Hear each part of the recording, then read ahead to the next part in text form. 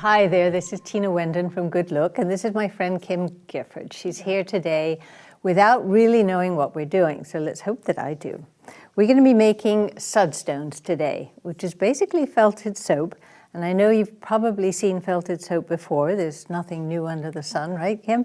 But there's a twist to this, and it's really kind of cool. I'm going to show you how I make them, and Kim can tell us how they smell. I bet they smell wonderful. They really do. That's fresh and clean, and yeah, it is. I mean, beautiful. who wouldn't want to smell like this? Yeah. So the cool thing about felted soap is that wool is naturally antimicrobial, so it doesn't end up smelling like an old washcloth, which we wouldn't want. And it also is a natural exfoliant. So as you use it, it helps to slough off old skin cells. I was going to ask what the whole thing about it was. Yeah, what the point is. Yeah. So it's actually not just decorative, it's useful. It's useful, and also it's really fun to use as a travel thing, you know, just sort of toss in your bag. That makes sense. All right. Or as a guest item or a gift item. Okay. And in spas and things like that, you can also make them quite small so that they're sort of takeaway items. Okay. It's really quite fun. So, or to the gym. Yes. Take one to the gym, right? So what I start with, you can start any soap as long as it's mild. So it's ideally not full of chemicals. I've made so many of them that I started buying my soap by the loaf. And this here is a little piece of loaf. It's just less expensive that way. So I cut, I'm not really one for measuring, but I'm going to try here just so that you guys have a sense of what to put together. So I'm going to cut what I think will be something like a 4-ounce piece. I'm kind of guessing here.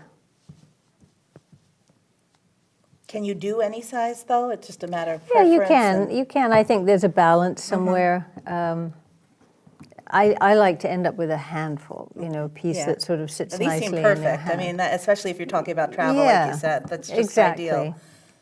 And I like to start with an irregular piece. So I suppose you could cut it in half that way, but I want it to be have a sort of natural look to it. So I cut this in half at a slight angle, and I think I've got that uneven, but let's find out.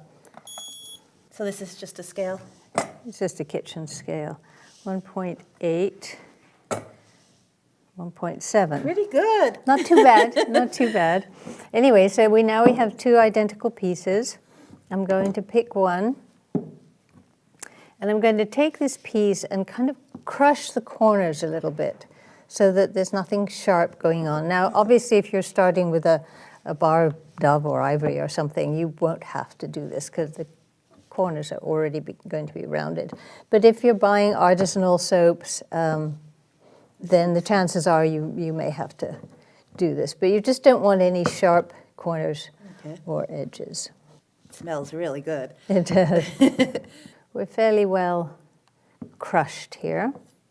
So you've got some pieces here.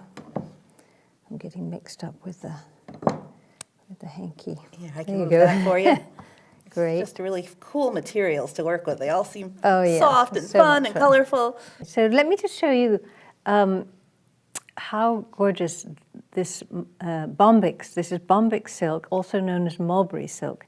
And it's super shiny. Oh my gosh, it's and so absolutely soft and delicious. Oh, you just want to keep touching it. And it comes out this way when you feed the silkworms nothing but mulberry leaves. Oh, wow. Isn't that interesting?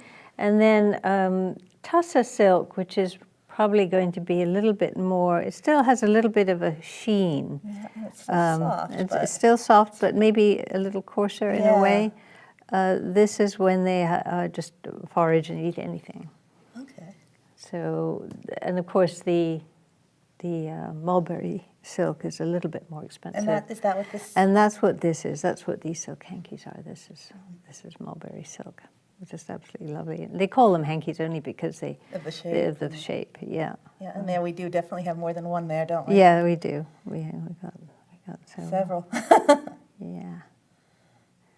Yeah, so lot of fun, and a lot of fun to do, you know, with several people at a table. You have a Sudstone party, make things together. And I sourced this at Dharma Trading. I'm going to drop names here just so you know where to get stuff. And I do have a cheat sheet for you at the end with all of the links and what have you. For people This like thing is me who have chasing no me. memory, yeah, I'll put this over here until you need it. You can tell me when we. So what I'm going to do is put the scale on, and we're going to measure out a total of 2 ounces. Now I tend to start with a layer of the white because it's less expensive than this beautiful colored stuff, which is already blended with, it's wool blended with silk. So would that be like what you're using? Yes, Under here, exactly. okay. But it is also under those solid You just colors. don't see it on those You don't ones. see it, yeah. But it's a way of not spending as much. Also, this wool, when it's undyed, it's just as soft as can be. This, I believe, is 19.5 micron wool. So we're going to pull tufts like this. This is just such a fun thing to get into. I was saying to you beforehand that I had just started needle felting and wet felting, and Yeah. but using fiber is just such a fun Fibers are thing. And you don't have to feel like you're an expert. You could start out and play like this and still produce something. So. Absolutely, yeah. So here we have 0.1 of an ounce. It's almost weightless. And so what color did we decide? Well, I said go with both. I wanted you to do half both. and half, Okay. and that way we're not taking preference. Right, right. Okay, so we're going to do a mixed one.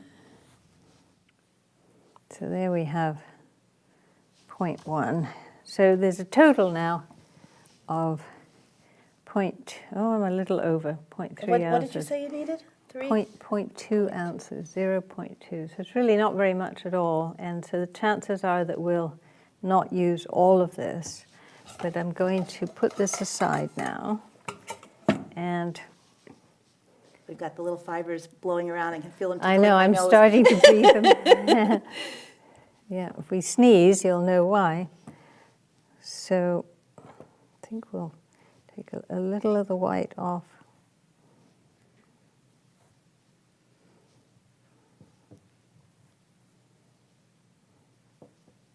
And you want it opened out a little bit, not too ropey. Okay, and we have a bowl of water ready. The Separate temperature of them. the water doesn't matter or anything? Doesn't matter, no. I mean, I work with room temperature water because it's the most comfortable. And so you take your first piece and you wrap it as tightly as you can. Now, wool is actually a little resistant to water, so it doesn't saturate straight away. So I make sure that that first layer is properly saturated.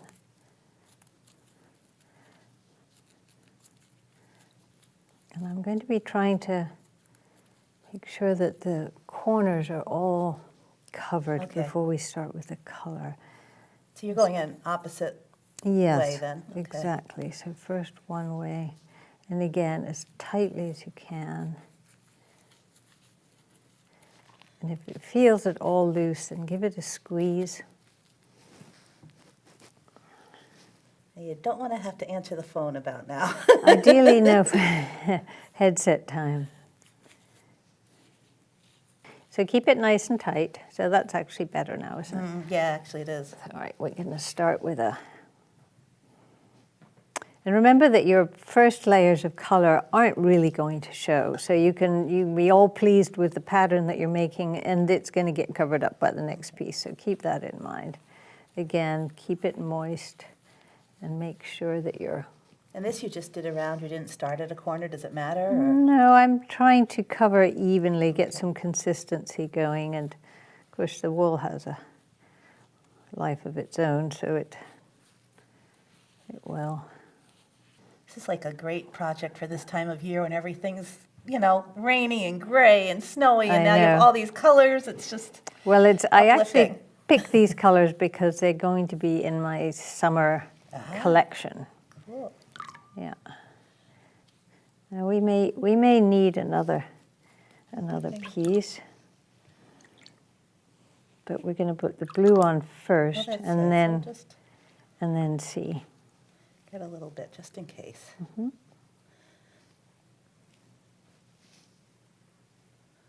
I have no idea if I'm doing it right, but we'll let you take care of that. I got it started for you. You did. You did. That's enough for another whole piece. But it doesn't hurt it having it spread out, right? It's like So this is kind of fun because now I can pull the blue a little bit over onto the orange. that's really And pretty, yeah. that is kind of pretty. And I like when it starts to look like Right. a like it stone. gives you It's a stone, you know, with the lines where the different sediment and rock formations have occurred. That's why I call them SudStones, aside from the fact that they sort of look like you've picked them up from the seashore. Now, what made you start doing these? Oh, that's a big question. I was working in Sri Lanka teaching some very impoverished, war-compromised women how to make a textile from, and one of the tools was soap and one of the materials was wool.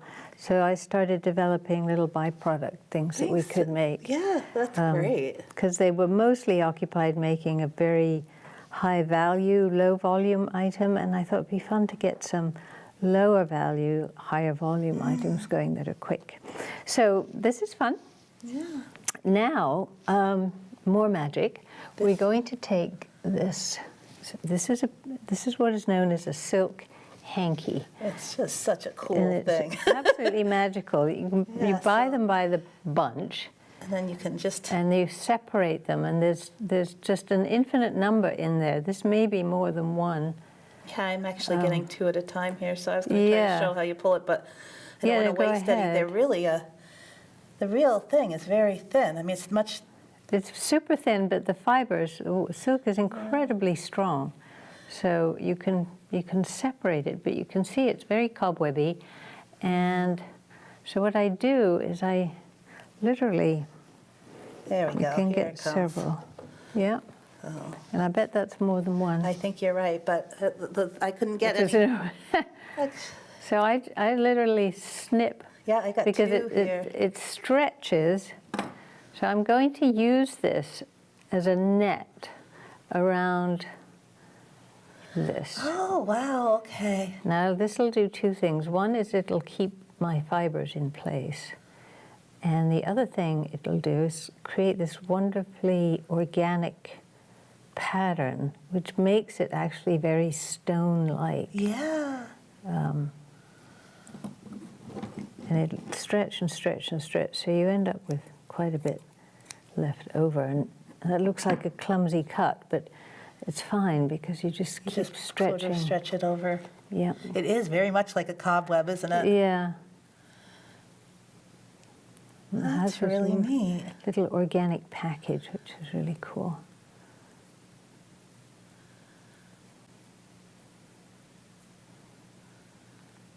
It's so cool. There we go. And the next step is to take a little baggie. I'm going to ask you to open that. So note to self, have one open and waiting. And we're going to pop have it a in friend there. close by. Have a friend close by, yes. And just add a little drizzle And of what's water. that doing? The bag just, The bag is, well, we're going to take the bag and we're going to just begin the process of persuading the wool fibers and the silk to felt together Okay. by hand. And then we're going to take this bag, sealed like this, and we're going to pop it in the tumble dryer. Oh, okay. So you keep on it a in- no heat setting. okay, okay. So keep it in the bag. All right. You're just agitating it. Yeah. The thing that persuades wool to felt is friction. And so that's what I'm giving it, is friction. Wool fibers have these little scales, if you look in the microscope, and so they grab onto each other for dear life at this rate. So I just would count at 50 or 100. Okay.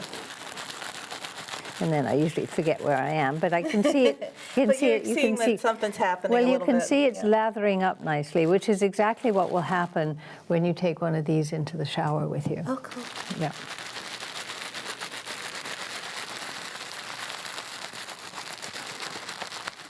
And if you have created a particular pattern, then this hanky will keep it more or less in place, Oh, wow. and which is kind of cool. We won't lose our sunset. We won't lose our sunset, which we might have otherwise. So let's just. So it's starting to felt already. Now, if you don't have access to a tumble dryer, which we didn't in Sri Lanka, so we would take empty soda bottles and cut the top off Oh, wow. and pop these in there, and then put just a saran wrap over the top with a rubber band, and we'd shake them like they're in a Wow. drum. Your arms get a good workout then. Yeah, they do. They do. So if people want to like work out, Yeah, yeah. Forgo But the tumble dryer. that's if you don't have, the resources. But if you have access to a tumble dryer, make sure you put it on no heat and throw it in there. You can throw 5 in at a time or more. I sometimes throw in a microfiber towel along with a batch of these, just so that it's picking up the excess moisture. And these are going to bang around. And I mean, you can open them and check anytime you want. But by now, I'm so confident that I just leave them Yeah. there for an hour. And when I take them out, they're wet, so obviously they're going to be a little bigger than these. They do, of course, shrink as they dry. They lose the moisture. But this is what they look like when they come out, because they've been banging around in there. That's what I was going to ask, sort what of made the randomly. round shape? That it's a sort of great equalizer, and they all end up like organic stone shapes, which is really, really quite cool. So this is as much as I would do for any single piece. But you could actually do the whole thing like this, because any kind of friction is going to felt soap.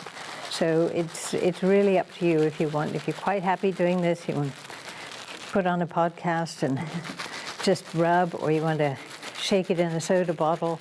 And how would you know it's done if you're doing it this way or through the soda bottle? Because obviously you set that in there for an hour, but like with Yeah. these, what would be the indication? What are you looking for? Well, it needs to be tightly felted. Okay. And And I mean, when you touch these things, they're just they're like hard. Yeah, right. I mean, really hard. Exactly.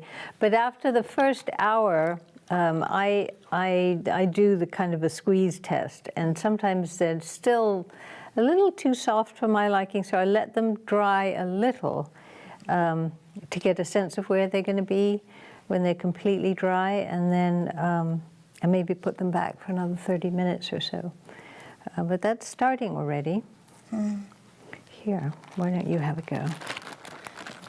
Let's see, what did I do? I just rub it. You just rub it, yeah. Am I going to get this all wet? Look, Yep. move over here. Don't want to make all your material wet. It feels good. It's kind of relaxing. It's relaxing, yeah. It's slippery though. Yeah, yeah. Then you can feel it changing shape Yeah, under you your can, hands. Under your hands. Yeah. So. But yeah, it's kind of like one of those fidget spinners people use nowadays, right? You could do this instead and, Yes, absolutely. and be making something. So Absolutely. Yeah. Yeah. And then when they're fully dry, sometimes if they're not completely tight, you'll find that there's a little wrinkle in the surface. And the solution for that is to spritz them with a little bit of moisture, or you can spritz moisture right into the drum of your tumble dryer and throw them back in for another 15 minutes, and they tighten right up. So This is a slippery there we little guy. have it. So let's take a look at him, see how he's doing.